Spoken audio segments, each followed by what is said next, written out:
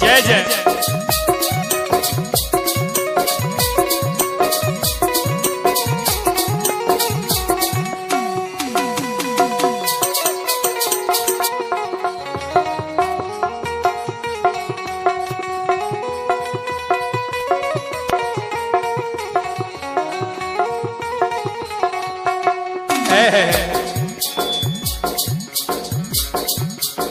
कहवा से आये हरियर सुगवा है कहवा से आबहलई मोर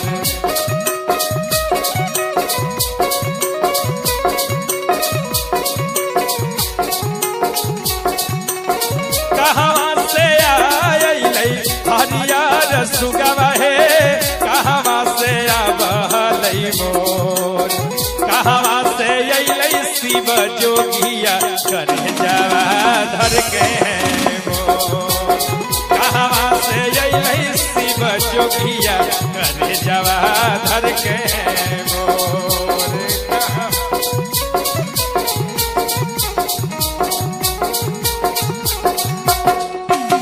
कहवा से आवलै हरियर सुगवा है कहवा से आबहलई मोर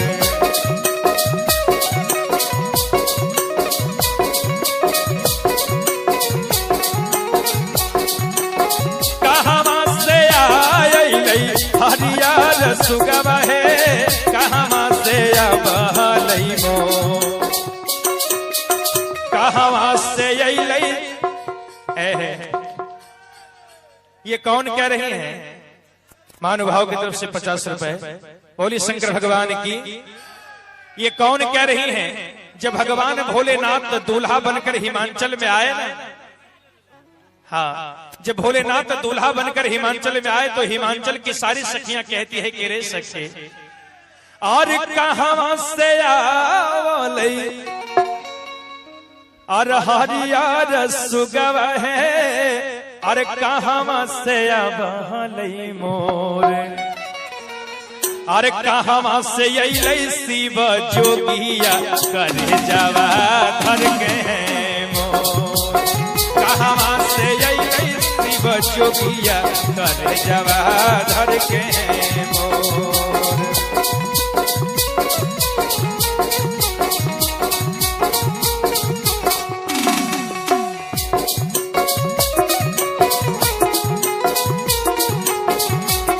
जय जय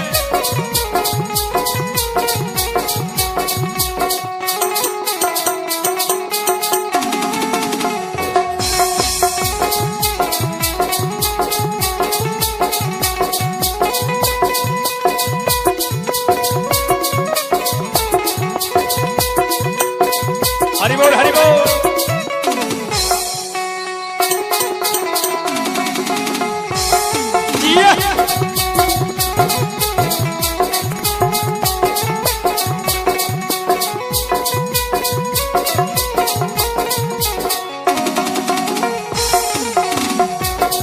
हर हर महादेव जय शिव जय शिव। और वृंदावन से आवलै हरियर सुगवा है मधुबन से आबहलई मोर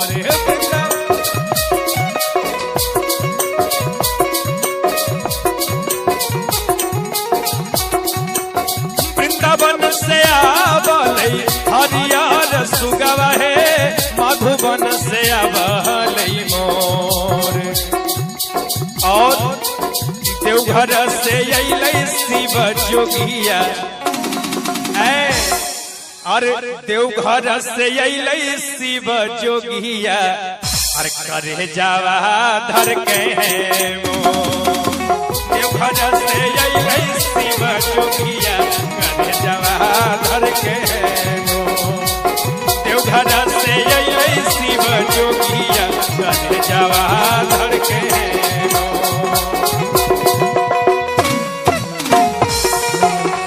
हर हर महादेव। शिव जोगिया कने जावा घर के किसी को लाल देते हो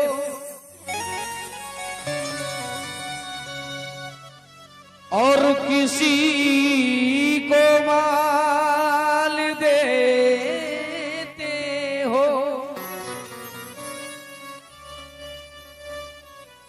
ये मैं कह नहीं सकता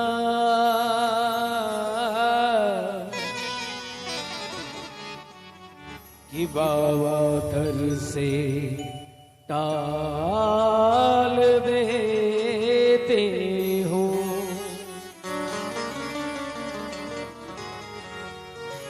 कि ये मैं कह नहीं सकता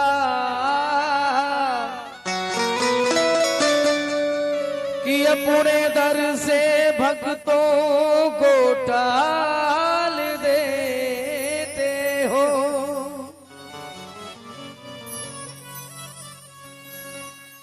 धन्य हो बाबा भोलेनाथ। इसलिए मैं भी आपका भक्त हूं, जरा मेरे ऊपर भी कृपा करना। ए बाबा गिरीश्वरनाथ, देवाधिदेव महादेव जी।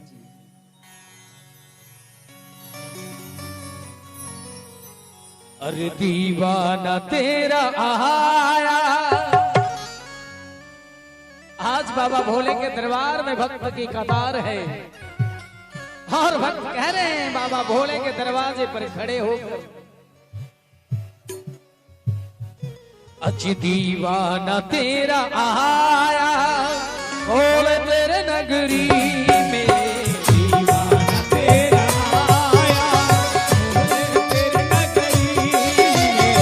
दीवाना तेरा आया भोले तेरे नगरी में। दीवाना तेरा आया भोले तेरे नगरी में। ओ नजराना दिल का लाया, नजराना दिल का लाया भोले तेरे नगरी में। नजराना दिल का लाया भोले तेरे नगरी में। और नजराना दिल का लाया, नजराना दिल का लाया भोले तेरे नगरी में।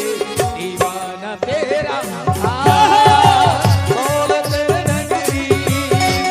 दीवाना तेरा आया भोले तेरे नगरी में। ओ दीवाना मैं दीवाना हो गया।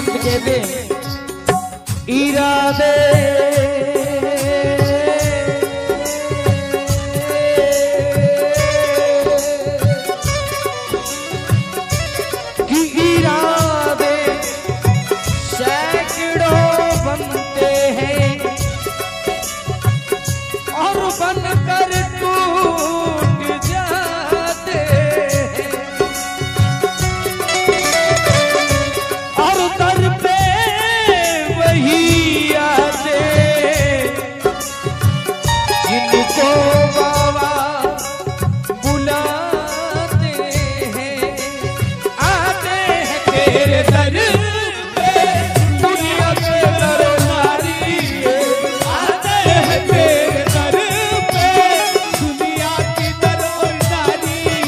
अरे मैं भी मंगता आया आया आया आया, मैं भी मंगता आया बोल तेरे नगरी में। मैं भी मंगता आया बोल तेरे नगरी में। दीवाना तेरा आया भूले तेरे नगरी में। तेरा आया भूले तेरे नगरी में। ओ दीवाना मैं दीवाना हो गया। दीवाना मैं दीवाना हो गया। दीवाना मस्ताना मैं दीवाना हो गया। दीवाना दीवाना मैं दीवाना हो गया। दीवाना तेरा आया बोल तेरे नगरी में। दीवाना तेरा आया भूले तेरे नगरी में।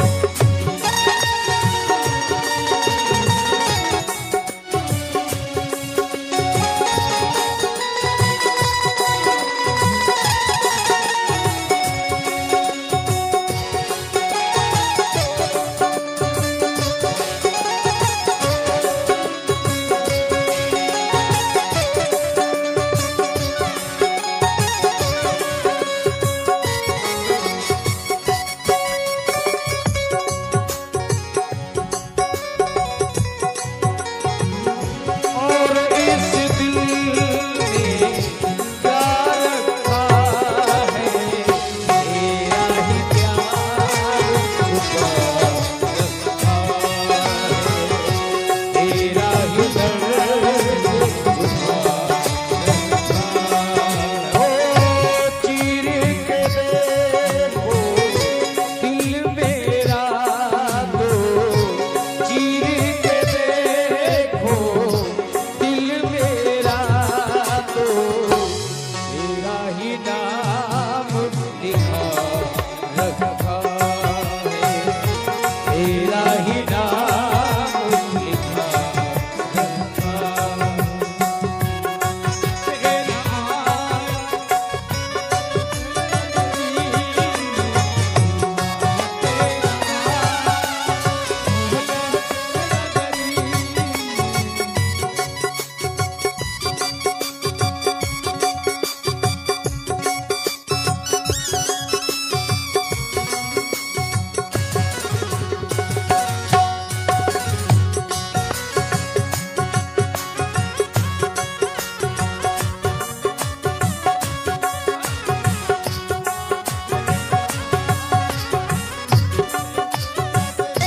तेरे दर पे सब बराबर कोई बड़ा न छोटा। तेरे दर पे सब बराबर कोई बड़ा न छोटा। ओ तेरे दर पे सब बराबर कोई बड़ा न छोटा। तेरे दर पे सब बराबर कोई बड़ा न छोटा। अरे मैं भी मंगता आया ओ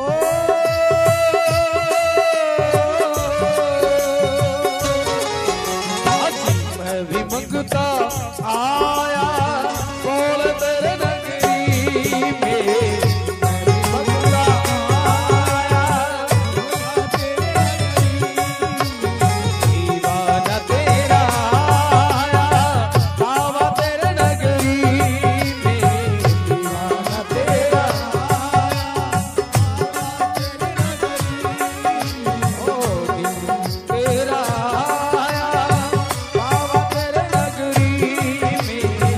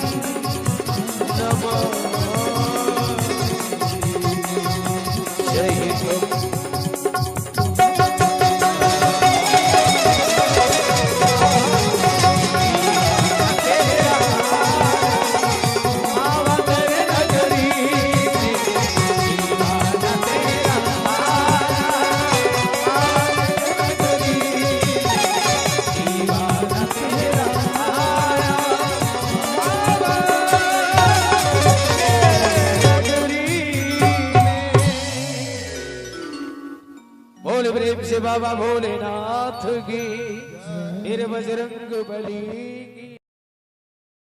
किया बन कही गए,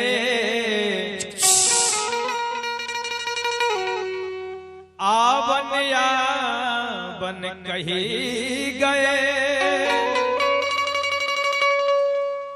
बीत गए कई बरसों,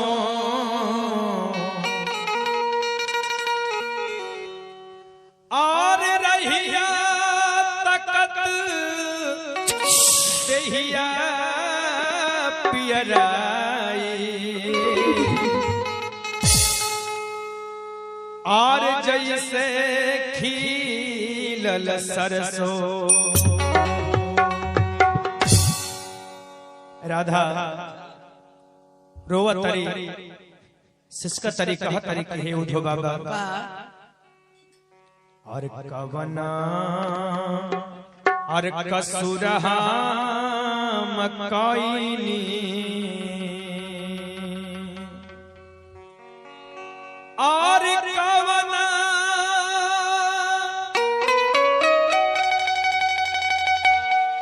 और कसुरहा मकाईनी, तब्रिजवा के ते जाला ए मधो, और हमरा के दिहला बिसारी, सुध बुध दिहला बिसारी, सुधियो नलिहाला ए माधो।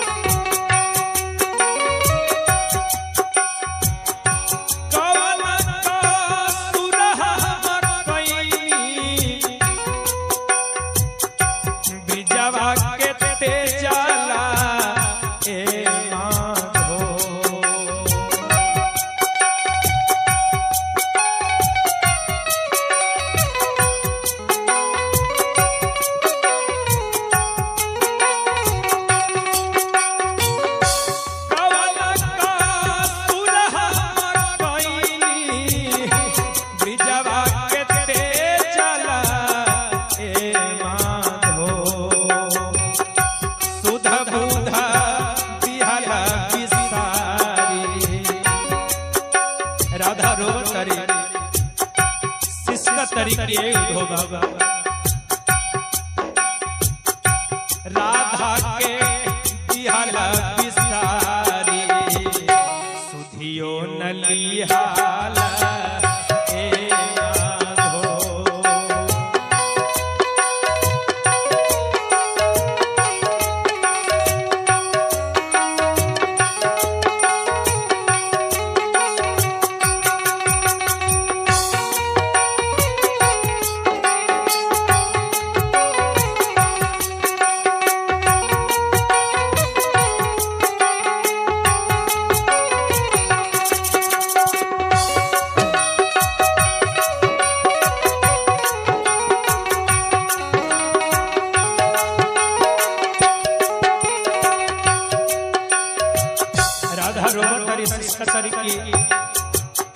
कि अगर राधा के पास कौनो शक्ति रहते तो भगवान कन्हैया से मिले बिना हम ना रह पाती।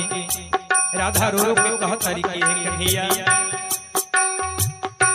बनती में जल के मछरिया बन बिचराती ए माधो।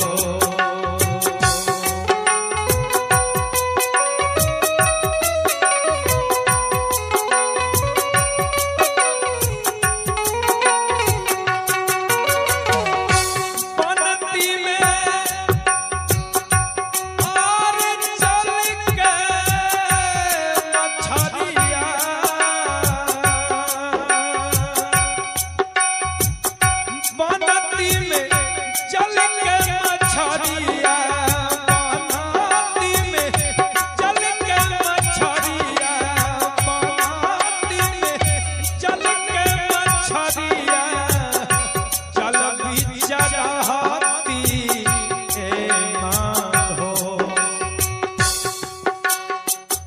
प्रभु ऐथिन करे स्नान। राधा रोवतरी ए दिलीप जी, हेलो राजकुमार जी, सुशील बाबा, बम बम हो। राधा रोवतरी सिस्का तरी की हे कन्हैया, बनती में चल के मछरिया, जल बीच रहती ए माधो।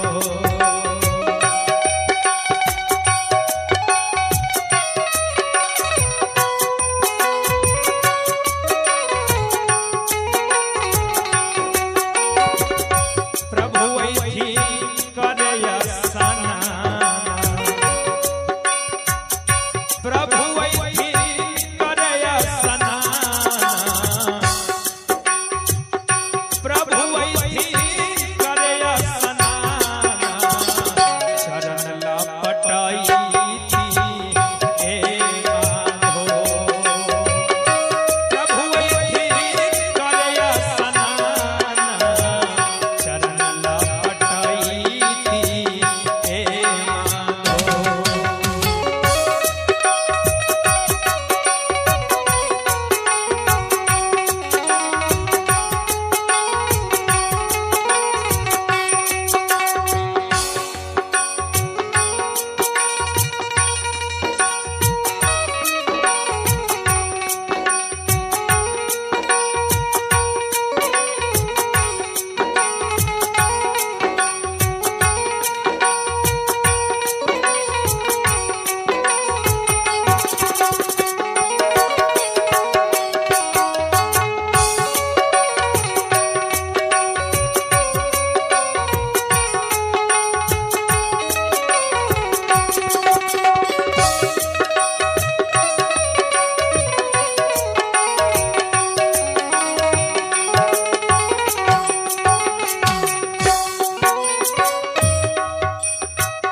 प्रभु ऐथिन करे स्नान, चरण लपटैती ए माधो।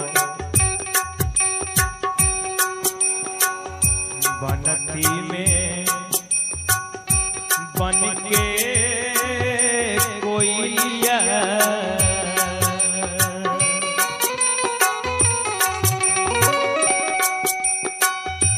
बनती में बन के कोइलिया,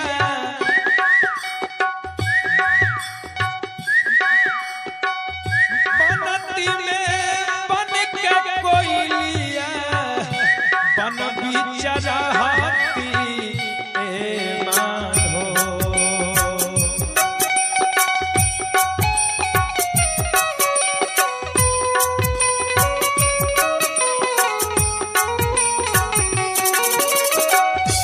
बनती में बन के कोइलिया, बन बीच रहती ए माधो।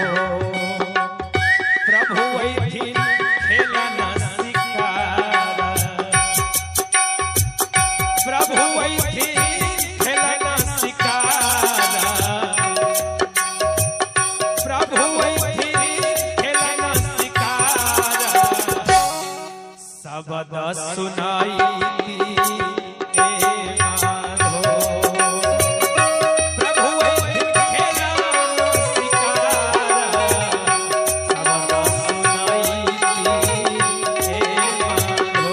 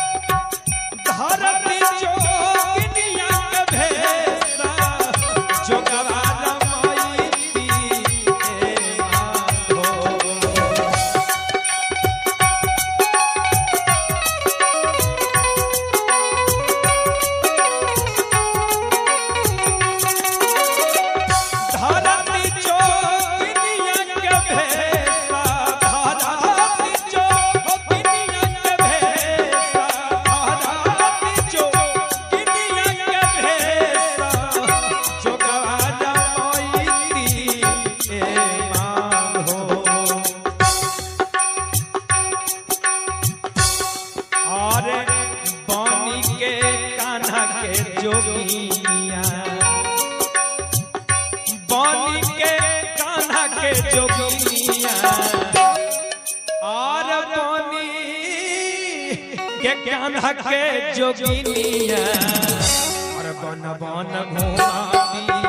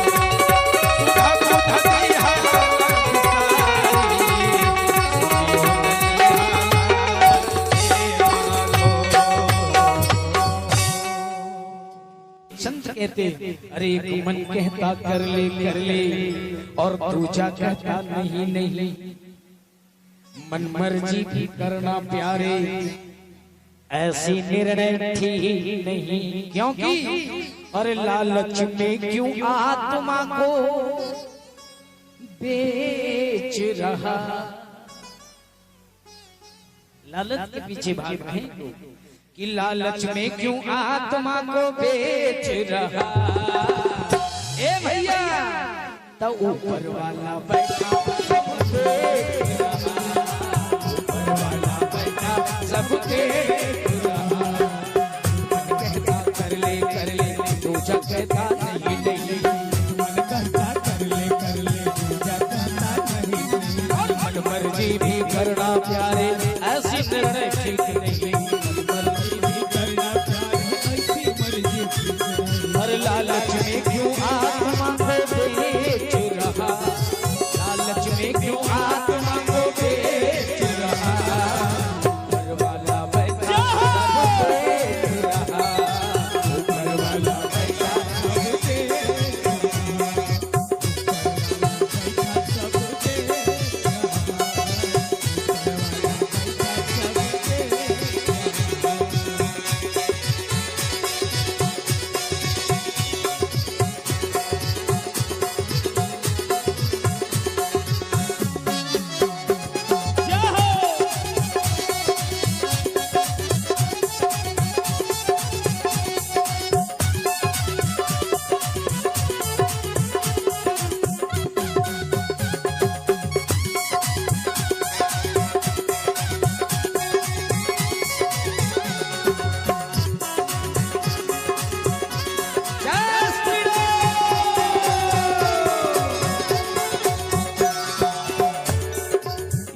कर लूं वो भी कर लूं जो चाहे तो करता है अरे ये भी कर लूं वो भी कर लूं जो चाहे तो करता है बाहरे बा इंसान तेरा ये पेट कभी ना भरता है बाहरे बा इंसान अरे बाहरे बा इंसान तेरा ये पेट कभी ना भरता है अरे अपने ही अपनी रोटी तू अपने ही अपनी रोटी तू सेक रहा अपने ही अपनी रोटी तू सेक रहा ऊपर वाला बैठा सब देख रहा ऊपर वाला बैठा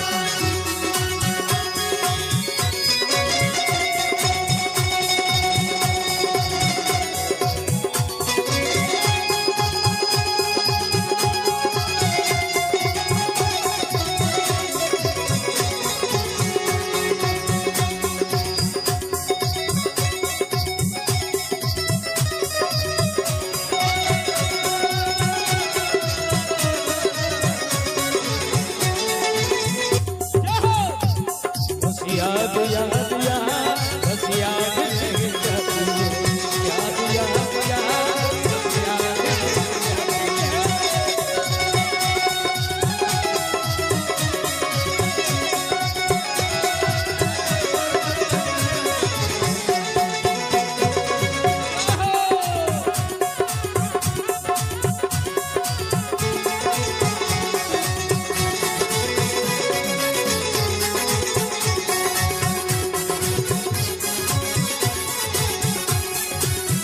कहते हैं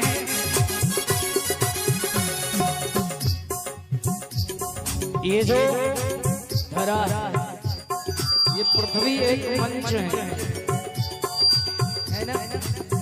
यहाँ पे हम सब हैं एक आर्टिस्ट हैं, अपनी अपनी कला प्रदर्शन करने के लिए इस मंच पर जन्म लिए हैं, अवतार लिए।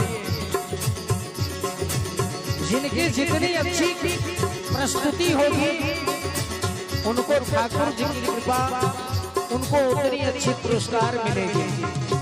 कहते हैं आते हैं लोग रोज रोज रोज आपको एक नई चीज नई मिलेगी। किस तरह? मिलते रोज मदारी खूब तमाशा भी कर लेते हैं, अरे मिलते रोज मदारी भी तमाशा रोज कर लेते हैं। अरे खुद बैगन खाते हैं औरों को ज्ञान बांटते हैं, खुद बैगन खाए औरों को ज्ञान बांटते रहते हैं।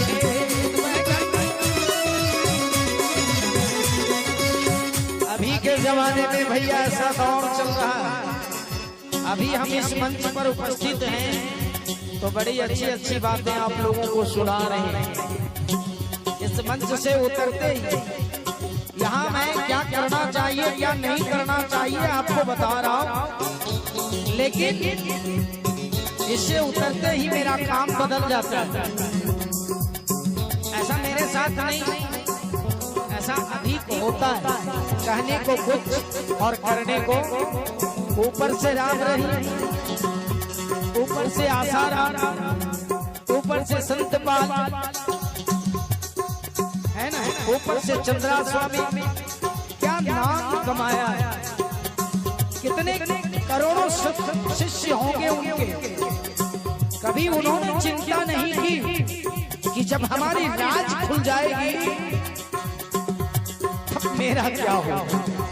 हमारी जो इज्जत, हमारी जो प्रतिष्ठा लोगों के बीच जो मेरे शिष्यों के दिल में है, जब उसे पता लगेगा तब क्या सोचे। इसीलिए कहते हैं मिलते रोज मदारी खूब तमाशा भी कर लेते हैं,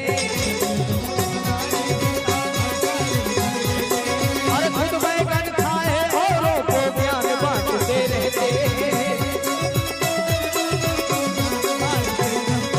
और फोकट में ए भैया, और फोकट में तू लंबी लंबी है, फोकट में तू लंबी लंबी है। ऊपर वाला बैठा सब देख रहा, ऊपर वाला बैठा सब देख रहा, ऊपर वाला बैठा सब देख रहा।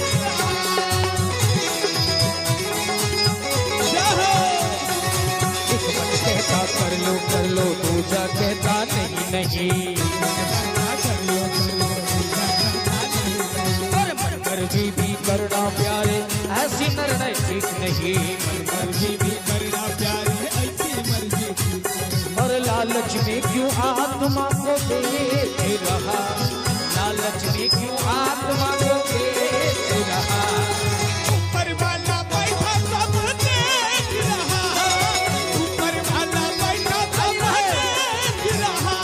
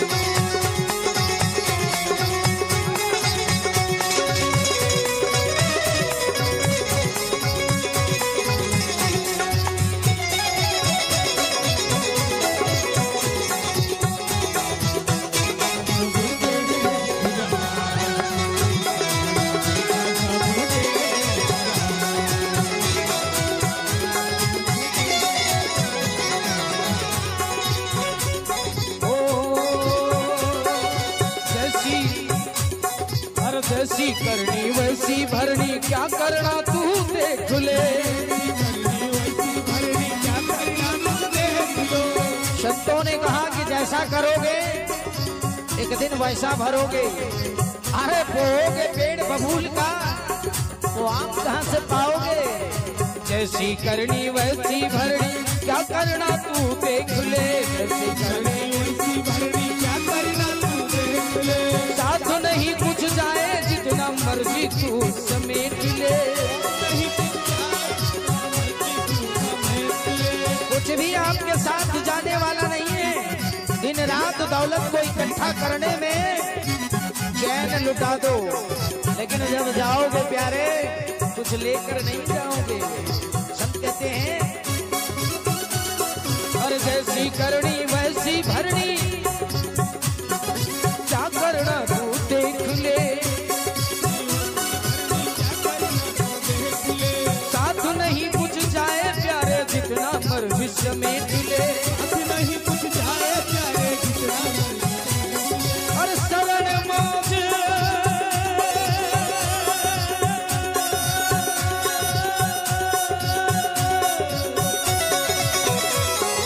शरण मौज करेगा, शरण मौज करेगा अगर तू नेक रहा।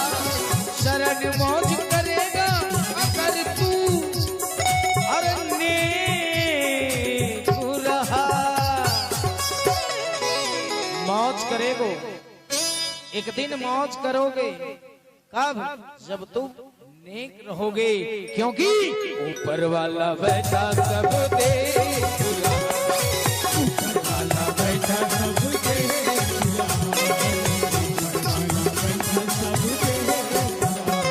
अरे मन कहता कर ले पूजा, कहता नहीं देखी। और मर्जी भी करना प्यारे, ऐसी निर्णय ठीक नहीं। लालच में क्यों आत्मा को बेच रहा। लालच में क्यों आत्मा को बेच रहा। ऊपर वाला बैठा सब देख रहा। ऊपर वाला बैठा सब देख रहा।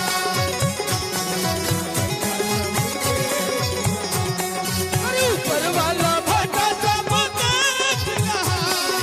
ऊपर वाला बैठा सब देख रहा। ऊपर वाला बैठा सब